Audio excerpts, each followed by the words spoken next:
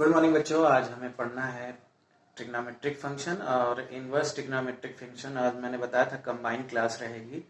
दो क्लासेस मुझे कंबाइन लेनी थी क्योंकि दोनों ही एक दूसरे से रिलेटेड हैं। अगर आपको साइन एक्स का डोमेन समझ में आ जाएगा, साइन एक्स का रेंज समझ में आ जाएगा, ग्राफ समझ में आ जाएगा, कॉस का इसी तरह से, तो इनवर्स भी उसका रेसिप्रोकल कर देंगे। मतलब अगर एक्स एक्सिस के थ्रू है, अगर मान लीजिए साइन एक्स प्लॉट कर रहे हैं तो y is equal to sine X है तो x is equal to sine inverse y हो जाएगा। उसी चीज को हम y एक्सिस पे करके वहां से एक टेंजेंट की तरह खींच के उसके रेंज को पता करके जब हम खींचेंगे, ड्रॉ करेंगे तो आ जाएगा। तो एक चीज समझ में आ जाएगी अगर फर्स्ट ईयर वाली, तो हमें कोई भी प्रॉब्लम नहीं होगी सेकेंड ईयर को समझने में। उसी का जस्ट रेसिप्रोकल कर देंगे, उसके बाद एक बार लगा लेंगे इनवर्स ट्रिग्नोमेट्रिक फंक्शन पे, फिर हम आगे चलेंगे। देखिए y कोई अगर मान लीजिए ट्रिग्नोमेट्रिक फंक्शन है, उसके ग्राफ, डोमेन और रेंज पता करने हैं। मान लीजिए suppose that sine X, cos X, tan X, tan X के बाद cot X, sec X, cosec X. ये हो गया डोमेन, ये हो गया रेंज। ठीक है, साइन एक्स की बात करते हैं। साइन एक्स ये होता है ना, साइन एक्स का डोमेन होता है 1 डिग्री पे जो भी वैल्यू होगी, 2 डिग्री पे कुछ वैल्यू होगी, तो सारे रियल नंबर होते हैं इसके डोमेन।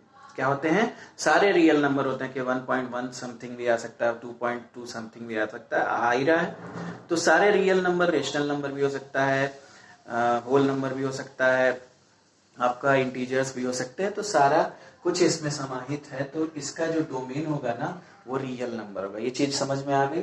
अब जो रेंज होता है साइन का ना, वो -1 से 1 तक वेरीफाई करता है। -1 से 1, -1 से और 1 के बीच में ही इसकी वैल्यू होती है, ना -1 से कम होती है ना 1 से ज्यादा हो पाती है। इसलिए इसका रेंज होगा -1 से 1। ASTC पढ़ लिए होंगे, वैल्यू याद हो गई होगी तो कोई प्रॉब्लम नहीं होगी। वैल्यू याद होनी चाहिए ग्राफ प्लॉट करने के लिए, नहीं याद होगी तो हम कुछ नहीं कर सकते हैं। इसको लिख सकते हैं और -π/2, π/2 वही बात है। साइन -90 डिग्री यानी minus sine theta, minus sine 90 -1 हो जाएगा, और ये साइन 90 +1 हो जाएगा, सेम बात है। इसके बाद कॉस एक्स का भी रियल नंबर ही होगा, ये हो जाएगा, ये भी होगा -1 से 1। इसकी वैल्यू यार यहाँ पे 0 होना चाहिए ना, 0 और π/2 के बीच में लाई करेगी। cos 0 की वैल्यू 1 और cos 90 की वैल्यू 1, सॉरी ये हो जाएगा 0 और π के बीच में लाई करेगी। cos π की वैल्यू -1। समझ में आ गई बात? इसका ये हो गया रेंज। अब हमें थोड़ा इनके ग्राफ के विषय में डिस्कशन कर लेना है। चलिए बात करते हैं साइन की पहले।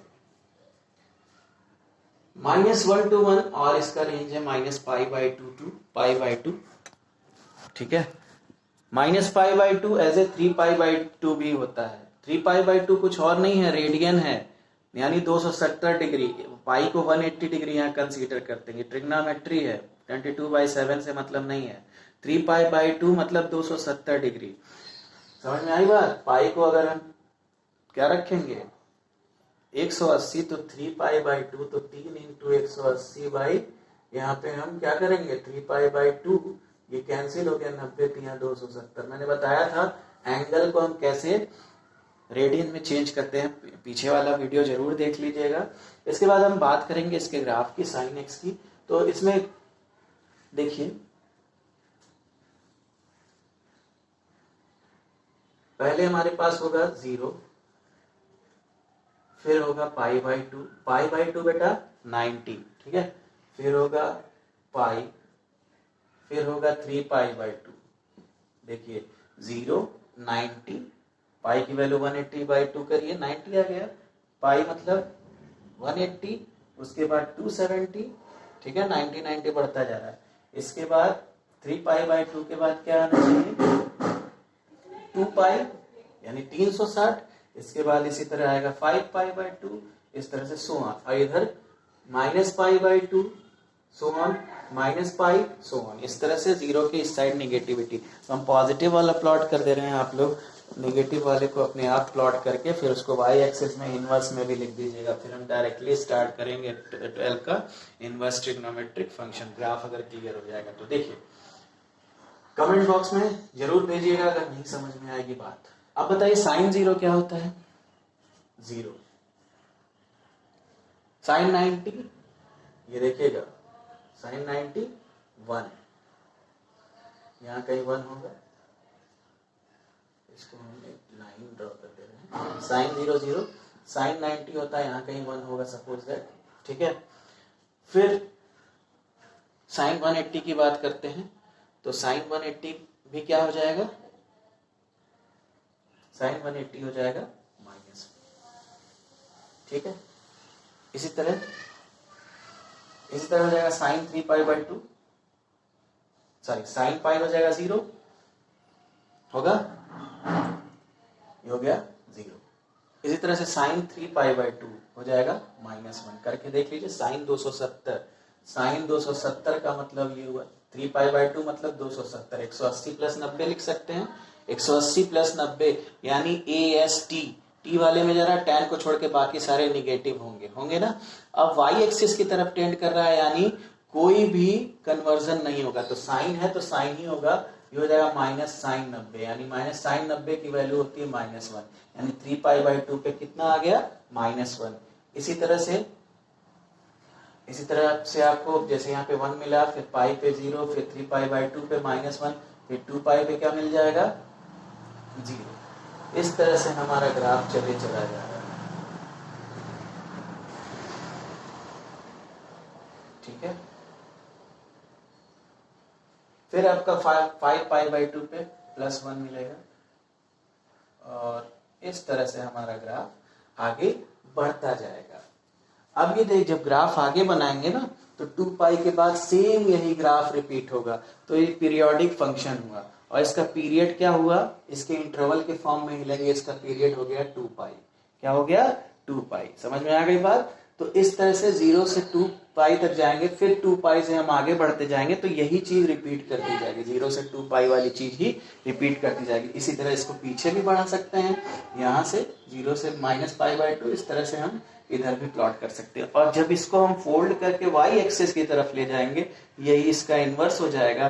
फिर उसके रेंज को देख के क्या करेंगे? फिर हम रेंज क्या होगा? -π/2 से π/2, ये देखिए यही है।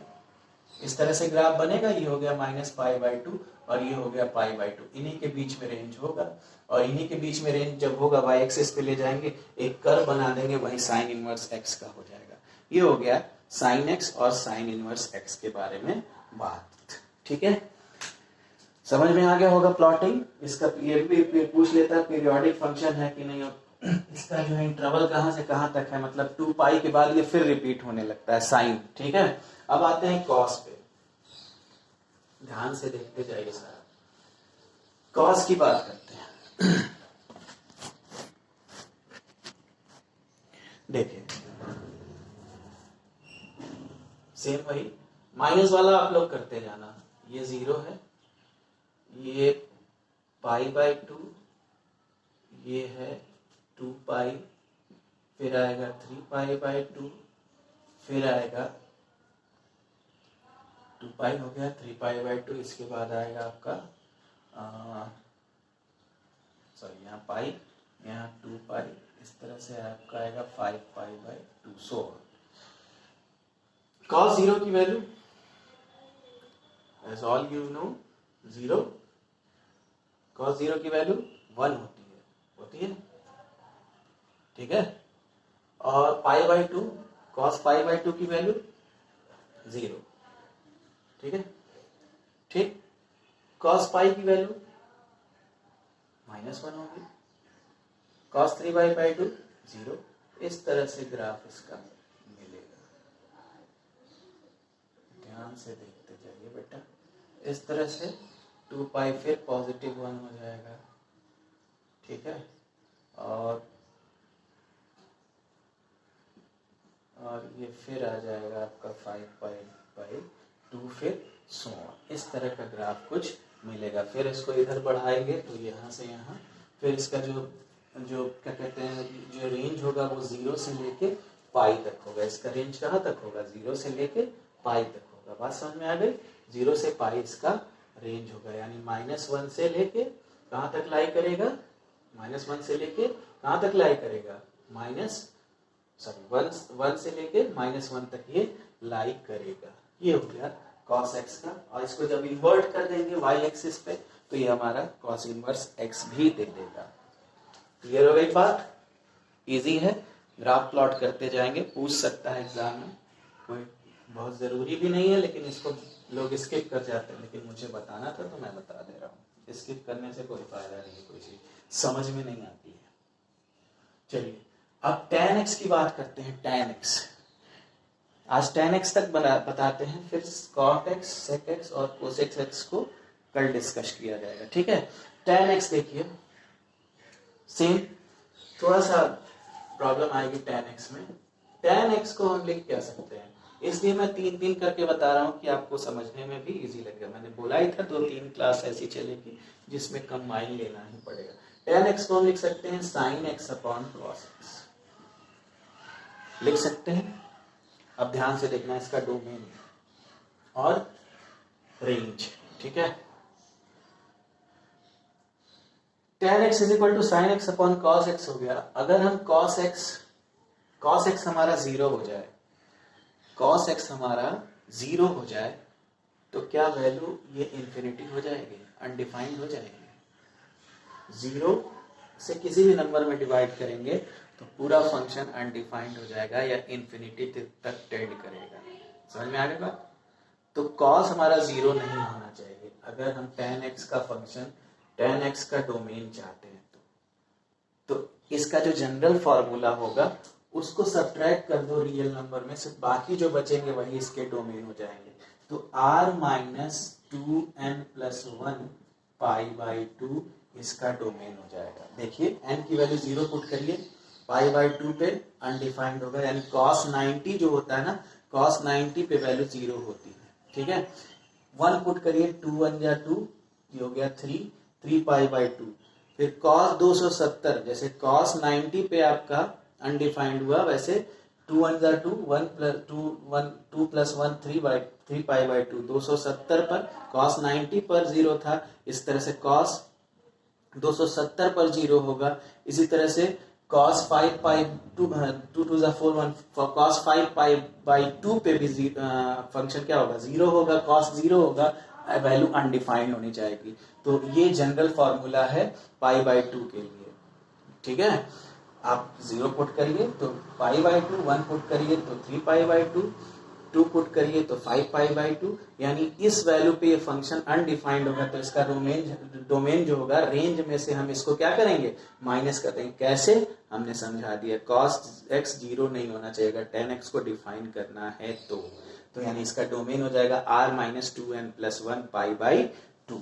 ठीक है, इसका जो रेंज होगा ना वो -∞ टू ∞ होगा। चलिए अब ग्राफ प्लॉटिंग की बात कर लेते हैं। tan x ये हो गया 0, सेम π/2,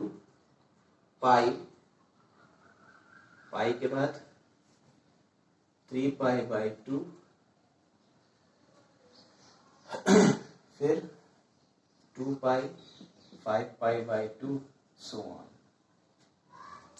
अब देखिए जहां पे अनडिफाइंड है फंक्शन, वहां पे एक लाइन ड्रॉ कर दें। π/2, 3 π/2 और 5/2 पे फंक्शन क्या है, अनडिफाइंड है। ठीक है, क्लियर हो गई बात। tan 0 की बात करें, tan 0 0 होता है, sin 0 upon cos 0, sin 0 0, cos 0 1, 0/1 0 हो गया। tan 0 हमने प्लॉट कर लिया। इसी तरह से जो भी होगा वैल्यू क्या होगी, यहां से एक्सटेंड करती जाएगी और π/2 पे जाके क्या हो जाएगी, इंफिनिटी हो जाएगी। तो ग्राफ कुछ tan x का इस तरह से बनेगा। ठीक है, क्लियर हो गई बात। अब ये देखो 3 π/2 पे अनडिफाइंड होगा कि नहीं, 3 π/2 पे अनडिफाइंड होगा तो फंक्शन ऐसे ही क्या होता जाएगा, रोटेट होता जाएगा ना।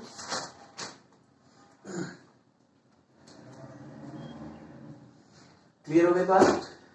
ठीक है।